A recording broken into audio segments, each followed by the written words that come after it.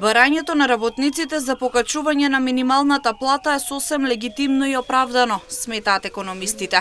Како што вели Глигор Ивановски, повеќе од потребно е зголемување на платите, а за тоа треба да размислува владата, бидејќи некоректно е да се обвинуваат работниците ако некој странски бренд заминал од кај нас или фирмата не е добро позиционирана на странскиот пазар. Зголемувањето на минималната плата е неминовно. И тоа е сосема легитимно и оправдано барање на работниците.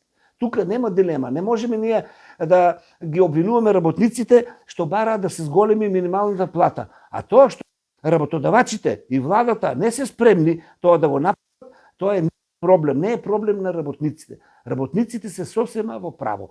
А тоа што работодавачите ја продаваат нашата работна сила, нашите работници за мали пари спрема овие нивните партнери деловни во странство, е проблем кој што треба да го решава и владата како извршна власт. Не може нашиот работник да биде виновен што странскиот партнер му ја намалил цената по единица производ на нашите конфекционери или преработувачи така натаму.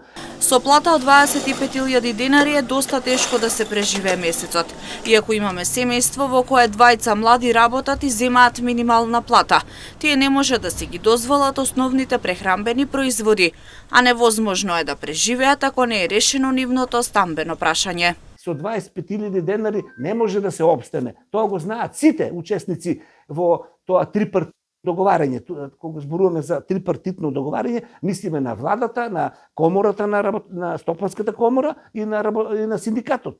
Тие се тројцата партнери кои што ги регулираат износите на минимална плата и така натаму. Меѓутоа, не може сето тој товар да се префале на вработените, бидејќи тие не одлучуваат за тоа како некој од нашите фирми ќе котира на странскиот пазар, како ќе се избори за својата цена на трудот и така натаму, за цена на својот производ. Работниците не се сосема во право што бараат да се зголеми минималната плата. Изминатиот период синдикалците со блокади пред влада и Стопанската комора побараа зголемување на минималната плата на 600 евра и покачување на сите останати плати за 6.000 денари. Во спротивно се заканија со генерален штрајк.